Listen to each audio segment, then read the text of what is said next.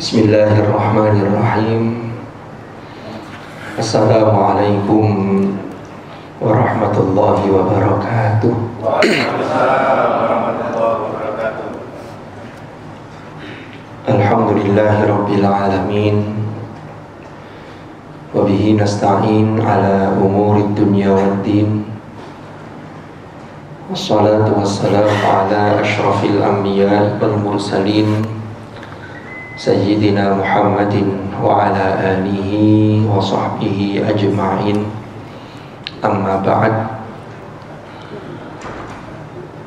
Yang terhormat Bapak Ari Wibowo selaku RCEO, yang terhormat Bapak Rustam selaku RCA, yang terhormat para regional head, para departemen head, dan juga para yang saya hormati para insan brilian RU Malang. Alhamdulillahirabbil alamin, pada pagi hari ini kita bisa bersilaturahim, kita bisa berkumpul, bermuajahah di majelis yang mudah-mudahan dan insyaallah penuh barokah ini, di masjid ini. Mudah-mudahan apa yang kita laksanakan ini senantiasa memperoleh ridha Allah Subhanahu wa ta'ala. Salawat dan salam semoga tetap terlimpah curahkan kepada junjungan kita Nabi besar Muhammad sallallahu alaihi wasallam. Allahumma salli wa sallim alaihi. Para bapak, para ibu, para hadirin dan hadirat yang dimuliakan oleh Allah. Alhamdulillah, hari ini kita berada di Jumat pekan pertama, tepatnya di tanggal 1 November 2025. Mudah-mudahan panjenengan semua senantiasa diberikan kesehatan, senantiasa diberikan kelancaran dalam segala urusan, dan selalu dalam bimbingan dan ridha Allah Subhanahu wa ta'ala. Para insan brilian RU Malang, ini perdana saya agak grogi karena ini perdana. Mungkin perkenalkan, kan katanya kata pepatah itu tak kenal maka tak sayang. Walaupun kadang-kadang kenal belum tentu sayang, tapi tidak bisa sayang kalau tidak kenal. Nama saya Muhammad Hashim. Saya ini yang biasanya ngisi itu di teman-teman yang beasiswa itu, yang di bawah kepala asramanya Mas Azhar ini. Ini baru pertama di sini. Aktivitas saya di UIN Maulana Malik Ibrahim Malang. Kalau tadi sempat ngobrol dengan Mas Ainun Najib, dulu ada almarhum al-mukarram Dr. Kiai Ahmad Muzaki itu yang sering ngisi di sini. Itu saya tinggalnya pas di samping di rumah dinas yang dulu beliau tempati, itu di sampingnya. Saya di RD 7, beliau di RD 6. Itu mungkin sekelumit tentang perkenalan. Jadi para bapak, para ibu, para insan brilian RU Malang rahimakumullah, kita ini bersyukur. Tadi MC sudah menyampaikan, kita ini mensyukuri nikmat Allah ini, anugerah termasuk kesehatan, termasuk sempat atau kesempatan. Kalau kita lihat di dalam satu buku yang ditulis oleh salah seorang ulama, itu ada judulnya Qimatuz Zaman Indal Ulama, nilai waktu bagi para ulama. Karena yang ditulis itu biografi para tokoh terkait bagaimana keberkahan waktu yang dimiliki oleh beliau-beliau itu. Di buku ini, Ini pertama disampaikan bahwa nikmat itu ada nikmat yang sifatnya inti atau yang prinsip, ada nikmat itu yang sifatnya cabang. Kalau cabang itu ya varian atau cabang-cabang dari yang inti itu. Yang cabang itu tidak ada kalau tidak ada yang inti. Artinya tidak dianggap sebagai sesuatu. Ternyata di dalam buku itu disebutkan ngeten. Nikmat yang prinsip itu adalah nikmat iman. Iman gandengannya Islam. Terus ada nikmat sehat. Ini berikutnya. Kenapa kok nikmat iman ini menempati posisi anugerah yang luar biasa? Karena ternyata jadi orang mukmin itu, kita ini kan setiap bulan selalu ada dialog, selalu diisi dengan materi-materi bagaimana kita ini mensupport ruhani kita. Karena ruhani itu nanti yang akan berimbas pada efek di luar, termasuk jasmani. Makanya kalau kita ini W.R. Supratman itu kita lihat, itu lagu Indonesia Raya niku. Beliau itu urutannya bangunlah jiwanya, bangunlah badannya. Jadi manusia itu selalu ada dua aspek ini. Ada aspek zahir, ada aspek batin. Dan Islam itu ajarannya itu selalu mengedepankan dua aspek ini. Jadi ada keseimbangan. Keseimbangan itulah yang kemudian umat Islam ini disebut dengan ummatan wasata. Allah berfirman, wa kadzalika ja'alnakum ummatan wasata litakunu syuhada'a 'alan nas wa yakuna ar-rasulu 'alaikum syahida. Ya. Jadi ada keseimbangan.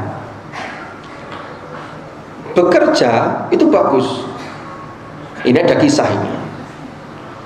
Jadi dulu di zaman Rasulullah Sallallahu Alaihi Wasallam itu ada, kan Rasulullah itu kalau pagi ngaten nggih, para hadirin dan hadirat.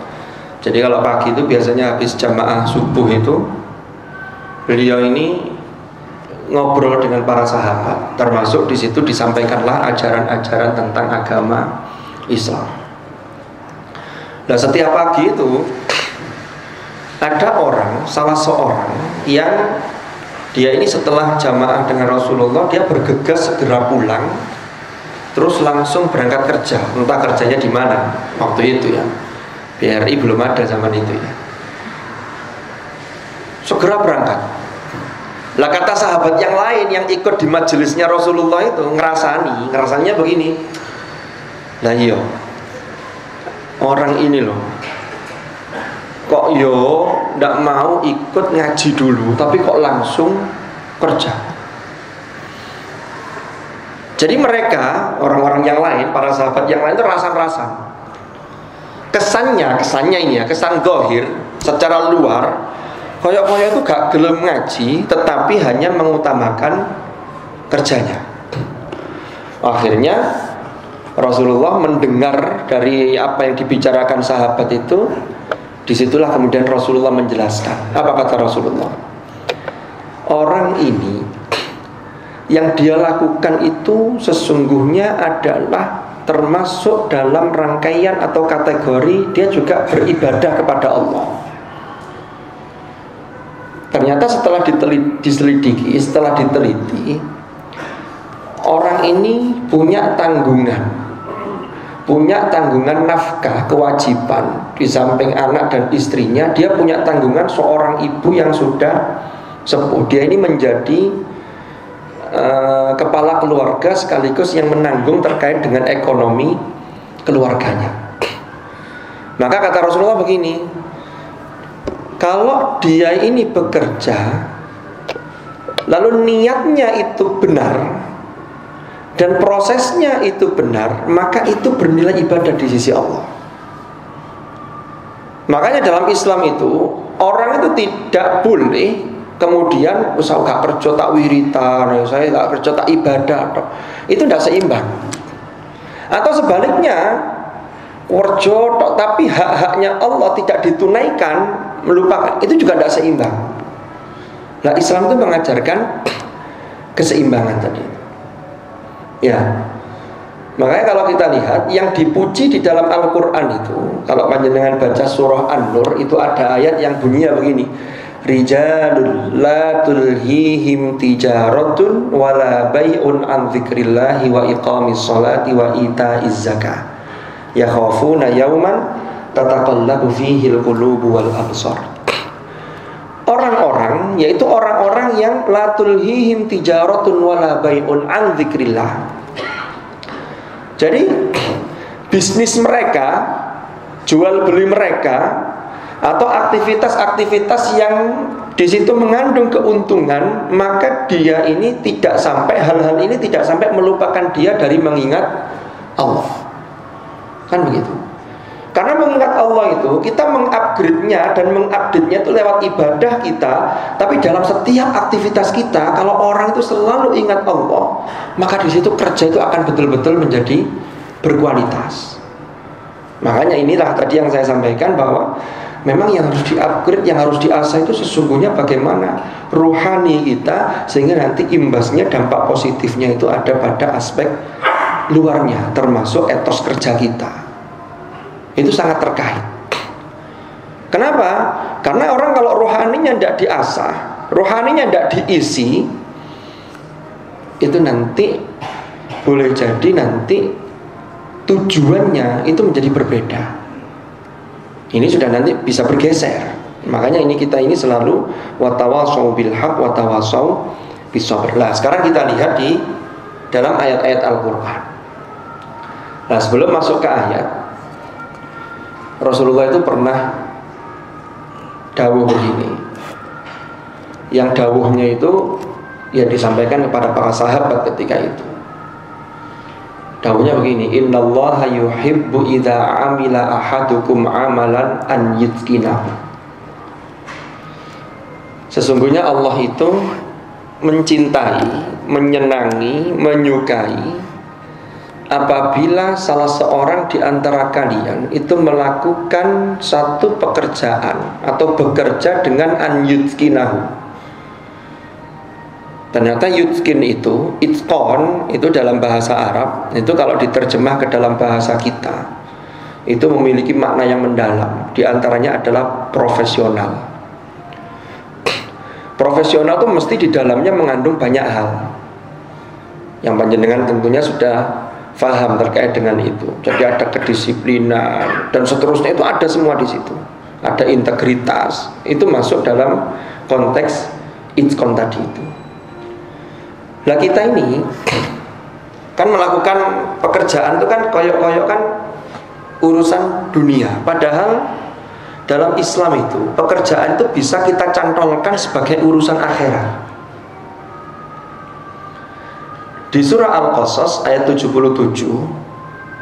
Allah berfirman: wabtaghi fima ataqallahu ad-darul akhirata wa la tansa nasibaka minad dunya wa ahsin kama ahsanallahu ilaiki wa la tabghil fasada fil ard innallaha la yuhibbul mufsidin. Yang terjemahannya, ini kan kita semua ini kan hidup ini kan ya mesti di dunia. Hidup di dunia itu adalah fase kehidupan yang paling singkat tetapi sekaligus paling menentukan. Karena bedanya orang beriman dengan yang tidak itu, kalau orang beriman itu punya satu keyakinan bahwa ada pertanggungjawaban nanti setelah kita ini kembali kepada Allah. Jasad kita itu tidak abadi. Ya, yang nanti akan terus dikenang orang, terus akan abadi, itu adalah karya kita, ide kita, peninggalan-peninggalan baik kita, itu yang akan terus dikenang oleh orang. Kalau itu masih dipakai oleh orang, maka kita ini masih mendapat support pahala. Itu yang disebut dengan jariyah. Ini mengalir terus, bentuknya bisa macam-macam itu. Ya, Allah pesannya begini: wabtaghi fima ataqallahu darul akhirah. Dan carilah pada apa yang telah dianugerahkan oleh Allah kepadamu, yaitu negeri akhirat. Pertanyaannya ngeten, para hadirin dan hadirat. Kita ini kan hidup di dunia, tapi di sini kok kemudian ayatnya dimulai dari kita ini diperintah untuk mencari sesuatu yang terkait dengan negeri akhirat. Kan begitu? Gimana caranya? Inilah yang kemudian menunjukkan bahwa memang dunia ini adalah mazra'atul akhirah. Mazra'atul akhirah apa? Ladang bagi akhirat. Jadi kita melakukan apa yang kita lakukan di dunia itu akan dimintai pertanggungjawaban. Maka kalau di sini wabtaghi fima atakallah, maka yang kita cari itu harus sesuatu yang nanti ada dampaknya di akhirat. Gimana dengan bekerja? Sama, dengan bekerja dapat materi, dapat gaji, dapat tunjangan, nanti untuk menafkahi anak istri. Kalau dengan nafkah itu kemudian bisa beribadah kepada Allah dari aspek ubudiyahnya, itu jenengan sudah melakukan sesuatu untuk akhirat. Kan begitu. Yang jelas dalam prosesnya harus benar, tidak mengambil hak milik orang lain dan seterusnya, tidak menzolimi dan seterusnya. Ini pakem-pakem yang harus kita taati. Wabtaghi fima atakallahu darul akhirah. Lalu yang menarik di ayat ini, lanjutannya kan wala tansa nasibaka minad dunya. Dan janganlah melupakan bagianmu dari dunia. Ini kalau difahami, orang mengejar akhirat tapi harus melalui wasilahnya itu dunia. Bukan orang itu mengejar akhirat meninggalkan dunia, karena kita ini hidupnya di dunia. Kalau kita tarik lebih jauh, para hadirin dan hadirat, para insan brilian RU Malang, kalau kita tarik lebih jauh, apa sih tujuan Allah menciptakan manusia itu? Surat Az-Zariyat kan menyatakan wa ma khalaqtul jinna wal ins illa liya'budun. Tidaklah aku ciptakan jin dan manusia itu kecuali agar mereka beribadah atau menyembah kepadaku. Terus ketika manusia itu sudah tercipta, Allah beri tugas lagi. Wa idz qala rabbuka lil malaikati inni ja'ilun fil ardi khalifah. Jadi memakmurkan bumi. Berarti dua hal ini itu menjadi tugas kita. Yang pertama sebagai abd. Jadi kalau bicara sisi hamba, sisi abd itu berarti bagaimana kualitas penghambaan kita kepada Allah. Apakah semua yang kita lakukan itu sudah sesuai dengan aturan Tuhan, dan sudah tujuan kita, niatnya itu betul-betul lillah. Karena kalau lillah ini, walaupun kita ini nanti menjalankan tugas khalifah, abadnya ini sudah bagus, itulah nanti yang dalam surah Al-Insyirah itu disebutkan fa inna ma'al usri yusra, inna ma'al usri yusra, fa idza faraghta fansab wa ila rabbika farghab. Kalau dilihat ayat ini, farghab itu adalah orang yang punya harapan yang kuat kepada Allah. Manusia itu kan mesti farghobnya harus kuat. Kita di perusahaan manapun, termasuk di BRI ini, termasuk di organisasi yang terkecil saja, umpama di dalam rumah kita ada kepala keluarga, ya, ada anak-anak kita, ada pasangan kita, itu punya suatu tujuan. Yang tujuan itu, organisasi yang baik itu mesti didahului dengan perencanaan, kan betul? Itu dari aspek manajemen kan. Lah perencanaan itu nanti langkahnya bagaimana? Itu menuju satu tujuan. Ini tujuannya apa? Nah tujuan yang inti, yang ending itu, yaitu Allah. Awal dhewe nglakoni ini, kita bekerja ini, nanti ini tidak lain adalah dalam rangka kita ini beribadah kepada Allah, dalam rangka menjalankan perintah Allah. Makanya orang yang demikian ini kata Rasulullah, al-kayyis man dana nafsahu wa amila lima ba'dal maut. Jadi orang yang cerdas, kata Rasulullah ini ya, Orang yang cerdas adalah mandana nafsahu, orang yang dia bisa menundukkan hawa nafsunya dan dia melakukan pekerjaan itu untuk tujuan lima ba'dal maut. Berarti ada tujuan akhiratnya. Karena kalau orang tidak mencantolkan tujuan akhirat ini, nah ini bagian agama ini yang mengingatkan. Orang kalau hanya ngurusi ambisinya tapi tidak dikontrol oleh agama, ini yang berbahaya. Ini kadang-kadang bisa menghalalkan segala cara. Makanya agama itu membimbing. Agama itu mengontrol perilaku kita agar kita ini kembali lillah, yang kemudian dinyatakan dalam Al-Quran. Allah tuntunkan kepada kita, qul inna sholati wa nusuki wa mahyaya wa mamati lillahi rabbil alamin. Yang itu kita baca dalam sholat, dalam iftitah. Kalau iftitahnya pakai yang kabiro walhamdulillah itu, karena ada inna sholati wa nusuki wa mahyaya wa mamati. Nah, sekarang kembali ke ayat ini, nanti kita kaitkan dengan yang ada dalam surah Al-Nashr. Jadi di ayat ini, kembali lagi ke yang tadi, Al-Qasas ayat 77. Wabtaghi fima atakallahu darul akhirata wa la tansa nasibaka minad dunya. Itu jangan dipotong hanya sampai wabtaghi fima atakallahu darul akhirah. Ini harus dilanjutkan. Karena kalau dipotong, ini nanti jadinya ada ketidakseimbangan. Inilah yang kemudian ada orang yang malas bekerja. Tujuan kita kan hanya ibadah. Lalu ibadah dalam arti ibadah mahdhah saja. Ini terlalu sempit memaknai, dan itu tidak dibenarkan gitu. Itu kan pernah ada kisah ya, zaman Rasulullah itu ada sahabat itu yang serawak gak karu-karuan. Jadi sergapnya itu sampai berlebihan. Dia sampai jarang pulang. Malam itu iktikaf di masjid, qiyamul lail. Siang harinya dia puasa, tidak bekerja. Pokoknya mendekatkan diri kepada Allah melalui ibadah-ibadah mahdhah itu. Sampai kemudian istrinya itu wadul, istrinya itu curhat ke Rasulullah. Ya Rasulullah, ini suami saya ini kok tidak pernah pulang di masjid. Apakah begitu? Itu benar apa enggak? Ternyata orang ini kemudian dipanggil oleh Rasulullah. Rasulullah mengatakan, asumu wa uftir wa atazawwajun nisa anil faman raghiba an sunnati falaysa minni. Saya itu juga puasa, tapi saya juga berbuka. Artinya ya poso ya ojo terus-terusan, harus seimbang. Kan begitu. Terus saya juga menikahi perempuan, saya juga berkeluarga.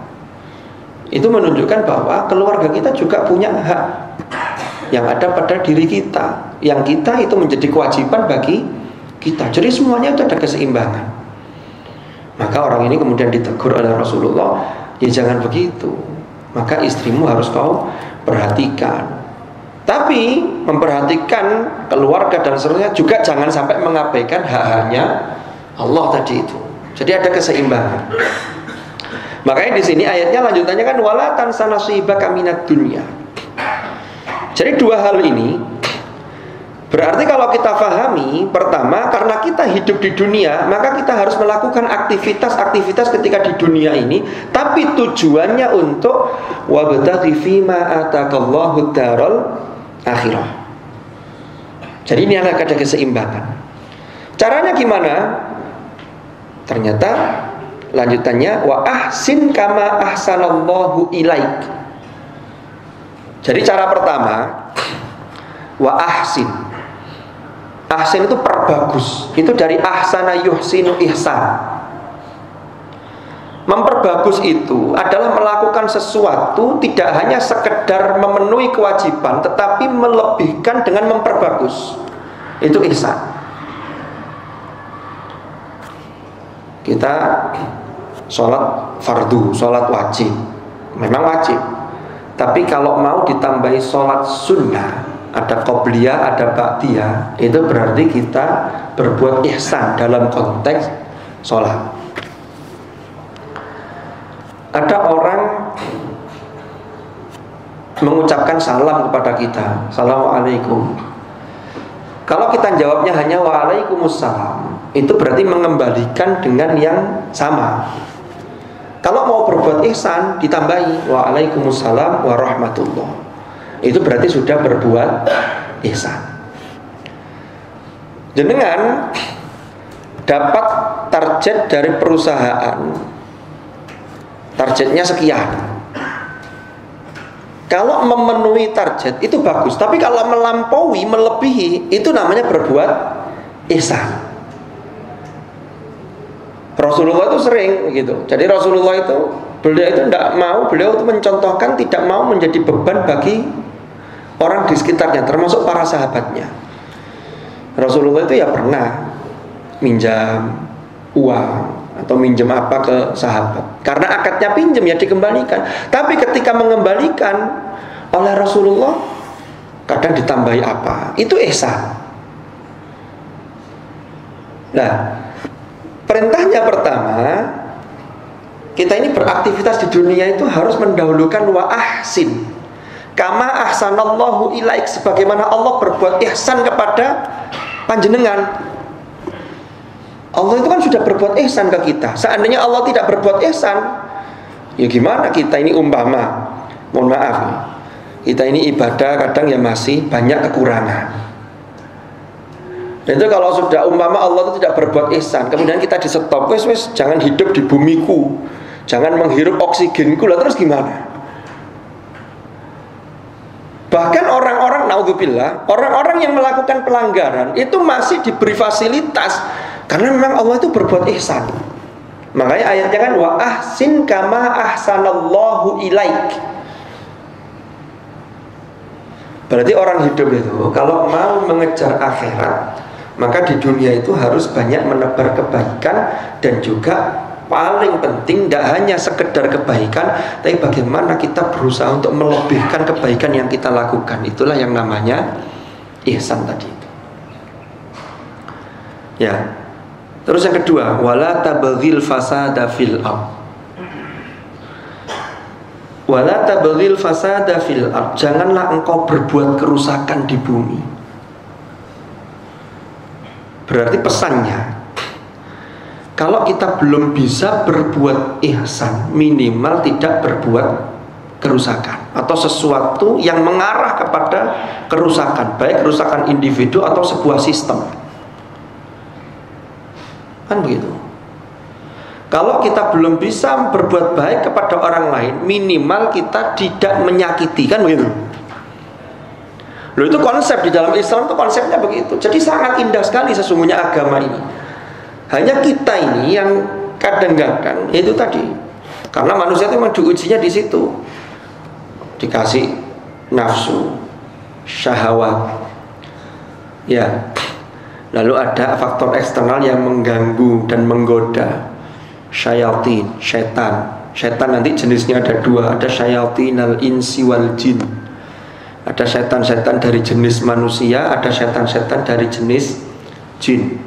Itu golek konco agar nanti di akhirat itu bareng-bareng berada di dalam neraka. Naudzubillah. Ujian itu di sini.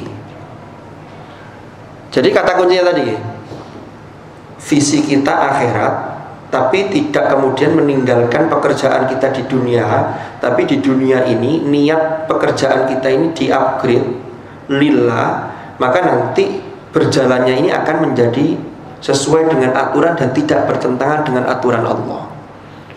Terus kata kunci berikutnya, kedepankanlah berbuat ihsan.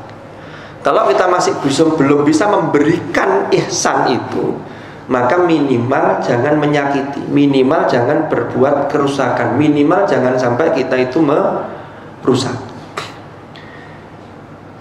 Kenapa? Innallaha la yuhibbul mufsidin. Allah itu tidak senang dengan orang-orang yang berbuat kerusakan, baik itu merusak sesuatu secara zahir atau merusak sistem. Fir'aun, ya itu ada kisah kan dulu, Fir'aun ini orang-orang. Fir'aun tuh kalau dilihat secara zahir, dia ini membangun peradaban Mesir itu luar biasa. Bangunan-bangunannya luar biasa. Bahkan sampai makam para raja pun Itu dibikin luar biasa, ada piramid-piramid itu. Tetapi Fir'aun itu dianggap merusak karena dia ini orang yang paling merusak sistem beragama dan ketauhidan orang. Dia mengatakan faqala ana rabbukumul a'la. Saya ini adalah Tuhan kalian yang levelnya Tuhan yang tertinggi. Ini dipaksakan keyakinan ini. Kalau yang tidak mau ngikuti dibunuh. Kalau tidak mau ngikuti di sini. Ini pertama dia membuat satu sistem yang merusak. Merusak apa? Merusak sistem akidah. Nah, ini juga berbahaya. Makanya ini kalau kita kembalikan kepada tadi ya, kita ini kan bekerja ini pasti tidak lepas dari yang namanya tantangan. Tantangan itu kadang-kadang ada yang ringan, dengan mudah kita lewati. Ada yang tantangan itu membutuhkan pemikiran yang mendalam. Ini gimana ya strateginya ini biar kita bisa mencapai tujuan ini. Itu sebenarnya kata kuncinya juga ada di dalam Al-Quran. Agama sudah mengajarkan. Surat Al-Insyirah itu endingnya itu kan wa ila rabbika farghab. Itu kalau kita memahami surat ini, itu dari belakang naik ke atas itu nanti kita akan menemukan jawabannya. Jadi endingnya itu kita perkuat farghab. Farghab itu apa? Harapan, daya optimis kepada Allah. Berarti rasa tawakalnya ini kuat. Orang itu kalau punya tawakal yang kuat, itu pasti nanti dampaknya akan bagus. Karena ayat sebelumnya kan begini, fa idza faraghta fansab. Agama itu mengajarkan fa idza faraghta fansab, itu untuk memanfaatkan waktu dengan baik sama melanjutkan. Ini terus setelah ini dicapai, apa yang harus kita capai lagi. Jadi rencana-rencana itu terstruktur. Itu berangkat dari ayat fa idza faraghta fansab. Ayat sebelumnya Allah akan berikan dua kemudahan ketika menghadapi satu kesulitan. Itu ternyata kalau sudah kita memenuhi yang dua syarat yang di bawah tadi. Kalau farghab kita bagus kepada Allah, terus yang kedua fansab kita juga bagus. Fansab itu ikhtiar-ikhtiar yang zahir. Ikhtiar yang zahir didukung dengan ikhtiar yang batin, ya, karena farghabnya ini kuat, maka nanti insya Allah akan mendapatkan hasil yang terbaik. Ini yang penting dan perlu kita perhatikan. Intinya dalam kesempatan kali ini mohon maaf ya, ini saya suasananya masih belum bisa mencair. Jadi yang mencair ini Cleo-nya ini masih agak kaku ya. Dari tadi mungkin panjenengan nunggu di guyone ngaji kok kalau guyone ngaji kok sepanang ya, santai mawon. Jadi mungkin bertahap, nanti untuk guyonnya nanti disusulkan. Nanti untuk kalau memang ada kesempatan pertemuan lagi, nanti mungkin isinya ganti guyonan saja. Jadi mungkin seperti apa nanti. Mohon maaf. Jadi intinya bahwa apa yang kita lakukan itu semua bisa mendapatkan apresiasi dari Allah dan bernilai ibadah kalau memenuhi dua syarat. Yang pertama sahihun fin niyah. Jadi niat kita benar, ya Allah saya bekerja ini untuk niat memenuhi perintahmu, karena saya punya kewajiban untuk menafkahi. Yang nanti kaitannya dengan tugas kekhalifahan, itu orang ini kan kalau hidup di dunia untuk apa? Untuk ibadah kepada Allah, terutama menunaikan ibadah-ibadah mahdhah. Orang tidak bisa ibadah secara tenang itu kalau dia ini tidak atau belum terpenuhi untuk kebutuhan yang prinsip-prinsip itu. Maka kebutuhan itu sesungguhnya untuk mensupport bagaimana ibadah kita ini bisa meningkat. Jangan sampai dibalik, ya saking asiknya kerja sampai melupakan Allah, itu yang rugi. Makanya di surat Al-Munafiqun itu diingatkan, ya ayyuhalladzina amanu la tulhikum amwalukum wala auladukum an dzikrillah. Ya, jangan sampai melalaikan kalian, harta kalian dan juga anak-anak kalian. Lah harta kan diperoleh dari bekerja. Karena kalau itu yang terjadi, wa may yaf'al dzalika faulaika humul khasirun, maka mereka itu orang-orang yang rugi. Eman kan begitu. Mau kita hidup ini ya sekali ini. Jangan sampai kita ini menjadi orang-orang yang rugi. Terus yang kedua, sahihun fit tahsil, prosesnya benar. Kita bekerja dengan benar, bekerja dengan itqon, profesional, tidak menzalimi hak-hak orang lain, dan seterusnya sesuai dengan tupoksi kita masing-masing. Maka jika dua hal ini terpenuhi dan tidak bertentangan dengan apa yang digariskan oleh Allah, maka ini semua insya Allah bernilai ibadah. Sebagaimana Rasulullah sampaikan tadi, zaman sahabat itu sudah ada orang yang bekerja kemudian dikomentari oleh Rasulullah begitu. Yang ketiga, maka kita kedepankan melakukan perbuatan yang terbaik, mempersembahkan yang terbaik. Ketika kita melakukan mempersembahkan yang terbaik, maka yang harus kita tanamkan dalam diri kita itu bukan saya dapat apa, tetapi apa yang bisa saya berikan. Disitulah orang akan berbuat ihsan. Kalau itu belum bisa, maka yang keempat, jangan sampai kita ini berbuat kerusakan, baik itu merusak individu kita, atau merusak orang lain, atau merusak sistem yang sudah baik. Ini jangan sampai kita lakukan. Kenapa? Innallaha la yuhibbul mufsidin. Karena Allah tidak menyukai orang-orang yang berbuat kerusakan. Itu mungkin poin-poin dari apa yang saya sampaikan. Nanti bisa disarikan lebih lanjut dan dikembangkan. Dan yang paling penting itu dipraktekkan. Karena tadi di awal sempat saya sampaikan bahwa kalau kita ini mengupgrade rohani kita, landasannya adalah agama. Kalau pemahaman kita ini benar, maka tidak ada orang yang keagamaannya atau beragamanya itu baik, kemudian implementasi tidak baik. Ini berarti ada kesenjangan, berarti ada yang salah, berarti ada sesuatu yang harus diteliti lebih lanjut. Mestinya itu ada keseimbangan setelah orang mengetahui mana yang benar. Karena selama ini banyak orang yang tahu yang benar tapi tidak mau mengamalkan. Padahal orang kalau mengamalkan yang dia ketahui dari kebenaran itu, disitulah Allah akan membuka jalan yang boleh jadi tidak pernah kita sangka-sangka. Itulah kata Rasulullah dalam hadisnya, man amila bima alima allamahullahu ma lam ya'lam. Barang siapa yang melakukan sesuatu berdasarkan pada apa yang ia ketahui tentang kebenaran itu, kemudian dilaksanakan, maka Allah akan mengajarkan kepada dia, akan membukakan jalan kepada dia apa-apa yang dia belum ketahui. Itu kalau dalam bahasa surah At-Tolaq, Allah menyatakan wa may yattaqillaha yaj'al lahu makhraja. Allah akan jadikan bagi dia jalan keluar atau solusi dari apapun yang ia hadapi. Saya kira itu mungkin ada pertanyaan dari para hadirin dan hadirat, dari para insan brilian. Mohon maaf ini masih lupa-lupa ini. Insan brilian RO Malang. Monggo, barangkali ada yang mau tanya, saya kembalikan ke MC atau moderator.